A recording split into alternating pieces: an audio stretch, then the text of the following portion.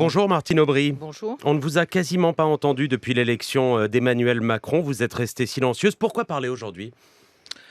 Eh bien, peut-être parce qu'aujourd'hui, on commence à voir un peu clair sur ce que j'appellerais un mauvais départ de la part du président de la République et de son gouvernement.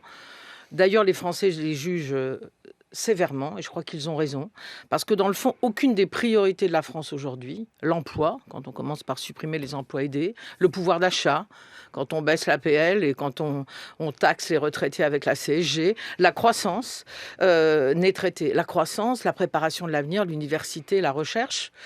Au lieu de cela, qu'est-ce qu'on a ? La précarisation des salariés et une politique d'austérité. Voilà, donc je crois qu'il oui, une politique d'austérité. Ce qui avait été annoncé par Emmanuel Macron, et il avait dit un certain nombre de choses pendant sa campagne, c'était à la fois de poursuivre la réduction des dépenses publiques, 60 milliards, mais de relancer aussi la croissance par un plan de 50 milliards. On commence à voir les 60 milliards, on ne voit pas les autres. Et là, on retrouve une politique dont on sait qu'elle ne mènera pas à la croissance et à la création d'emplois, et on reprend les vieilles recettes. Emmanuel Macron s'est présenté comme un président jeune, 2.0, et finalement, moi qui suis beaucoup plus âgé, et qui... 1.0 oui, c'est ça. La génération informatique même précédente. de me mettre dans le 2.0.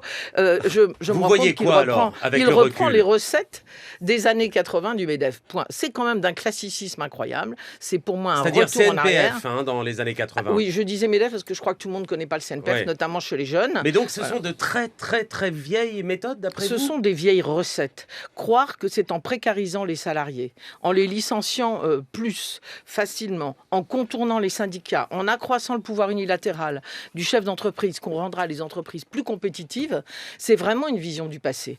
Tous les pays qui sont aujourd'hui les plus compétitifs ont bien évidemment travaillé sur la formation, sur la recherche, sur la sécurisation des parcours professionnels, sur la façon de lutter sur l'ubérisation de la société, qui est quand même un vrai problème. Pas un mot de tout cela dans la loi Macron, au contraire, une précarisation. Moi, je vois les pays du Nord ou même l'Allemagne. Bon, sur les salaires, on pourrait dire beaucoup de choses. Bon, tous les pays qui aujourd'hui fonctionnent ont bien compris qu'il fallait faire du collectif, qu'il fallait mieux former les salariés, qu'il fallait même peut-être les mettre dans les conseils d'administration. Après leur avoir infligé ce qui est prévu en France tout de même, non, Martine Aubry ? C'est-à-dire ? Une réforme profonde du Code du travail. La réforme profonde, c'est quoi ? C'est la généralisation des emplois précaires. C'est ça aujourd'hui en France. Je crois que Emmanuel Macron n'a pas compris, mais on l'avait déjà vu précédemment, n'a pas compris que le droit du travail, c'est une protection des salariés dans un déséquilibre absolu dans l'entreprise, du rapport de force entre les chefs d'entreprise et les salariés. Ça devient un droit pour l'entreprise. On pourra faire se succéder les CDD autant de fois qu'on veut, sur des délais que l'on veut. On pourra licencier avec un motif économique qui est absolument incontrôlable. Ça améliore la compétitivité de l'entreprise. On pourra délocaliser, d'ailleurs, puisqu'on devra maintenant avoir un plan social qui ne prend en compte que le groupe dans la France et pas le groupe à l'étranger. Le licenciement individuel, écoutez ça, c'est quand même incroyable. Pour faute, on pourra changer le motif si le salarié, pendant la procédure, montre que ce motif ne tient pas. C'est-à-dire qu'il n'y a plus de droit, il n'y a plus de protection. Il n'y a plus de droit. Le nouveau droit du travail, c'est plus de droit. C'est un droit pour l'entreprise. Et puis, il y a ce pouvoir unilatéral. Moi, je suis pour la simplification pour les PME, je le dis très clairement. Mais je n'aurais pas mis le CHSCT où on a des salariés qui sont formés, qui connaissent les problèmes d'hygiène et de sécurité. La santé au travail, c'est important. En même temps que les délégués du personnel et les comités d'entreprise. Je n'aurais pas permis à une entreprise de négocier des dérogations à la loi et aux branches avec un seul salarié dans les petites entreprises. Mais Force ouvrière a dit que la branche était sauvée grâce à son action justement de concertation.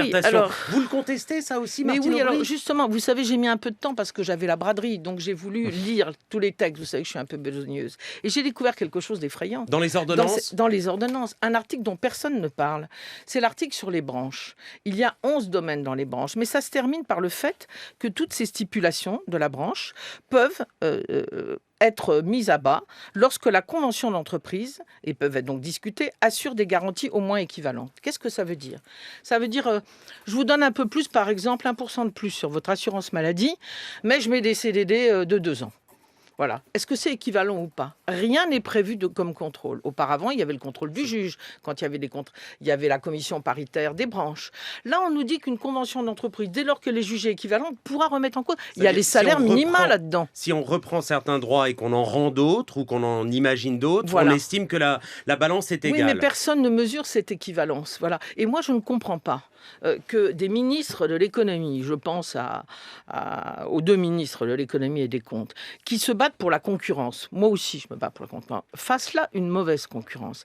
Car dans le fond, au-delà de la loi qui fixait, j'allais dire, puisqu'aujourd'hui on peut y déroger dans beaucoup de domaines, qui fixait les règles applicables à tous, les conventions collectives fixaient les règles applicables dans un secteur professionnel.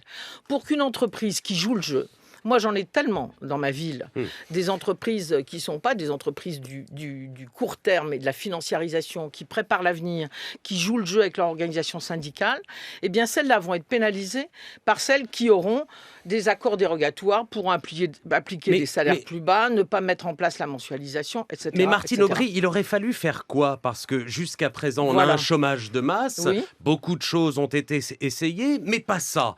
Ça, on peut au moins le mettre au crédit d'Emmanuel Macron et de son gouvernement. Il y a une réforme profonde. Ça pourrait être profond, c'est profond.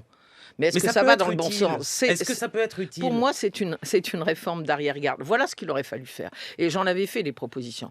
Oui, il y a des domaines où il faut simplifier. Je l'ai dit pour les PME, et j'en suis totalement d'accord. Il aurait fallu préparer la... sur quoi Par exemple, réunir les délégués du personnel et les comités d'entreprise dans les petites entreprises, oui, c'est une bonne idée. Réduire même le nombre de moyens, parce que dans le fond, il y a tellement de moyens et de délégués que finalement, on ne les met pas en place. Donc, le meilleur entraîne le pire. Il y aurait surtout fallu faire ce que font les pays du Nord, c'est-à-dire préparer les salariés, les mobiliser dans l'entreprise. Comment peut-on être mobilisé quand on est précarisé ? Comment peut-on être mobilisé quand on est en permanence sous le chantage de l'entreprise qui vous dit « Attention, si tu bouges, si tu as une idée, si tu fais quelque chose, tu vas être dehors, on ne renouvellera pas ton contrat ou on va te licencier pour des raisons diverses ou variées qui aujourd'hui ne sont plus contrôlées. » Voilà. Il faut mettre en place la sécurisation des parcours professionnels. Ça veut dire quoi? Ça veut dire qu'on met des règles collectives, mais à l'intérieur de la liberté. C'est ça la modernité. Un salarié peut choisir de prendre une année de formation pour changer de métier dans son entreprise ou aller ailleurs, peut décider de partir plus tard à la retraite parce qu'il aura pris une année pour s'occuper de ses enfants ou une année...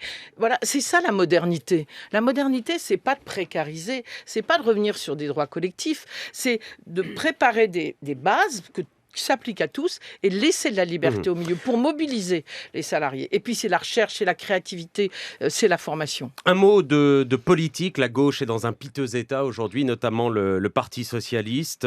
C'est l'héritage direct de François Hollande? Non, je crois qu'on ne peut pas dire ça et je pense qu'il faut ne pas commencer par dire ça. D'abord, droit d'inventaire. J'y reviens. C'est un peu paradoxal. On n'a jamais eu autant besoin de la gauche pour répondre aux défis du monde. L'écologie. Justement les droits, comment on travaille demain, l'évolution du travail, je parlais tout à l'heure de l'ubérisation, on pourrait développer.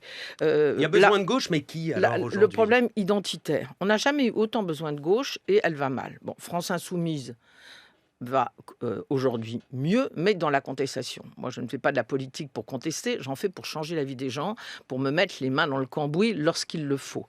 Et le Parti socialiste, comme les Verts d'ailleurs, sont effectivement dans une vraie crise. C'est un groupuscule social-démocrate, le PS, aujourd'hui. Oui, enfin, vous savez, moi j'ai pris le Parti socialiste, on me parlait d'un cadavre à la renverse, 4 ans plus tard, on a tout gagné. Bon, au-delà de ce qu'on pouvait espérer, le Sénat, la majorité à l'Assemblée, la présidence de la République, bien évidemment, les députés, etc. Et aujourd'hui, c'est à la renverse. À la renverse, oui, j'en suis tout à fait d'accord, mais il faut reprendre les recettes. Les premières, respecter les autres, respecter les règles. Ça n'a pas été le cas. Voilà. Encore cet été, j'ai entendu des petits mots des uns contre les autres et le respect des règles au moment des primaires n'ont pas eu lieu. Mais surtout refaire de la politique. Accepter le débat. Moi, je suis rentrée au Parti socialiste, moi qui suis une ancienne, au moment où on se battait avec le CRS et que ça allait du CRS au Rocardien. Mais on discutait politiquement, on portait les mêmes valeurs et on débattait sur la façon d'y arriver. Il faut se remettre au boulot. Moi, c'est ce que j'ai fait quand j'ai pris le parti et je crois que c'est ce qu'il faut faire et arrêter les petites phrases des uns contre les autres, se respecter. Rendez-vous dans 10 minutes, Martine Aubry, après la revue de presse sur France Inter.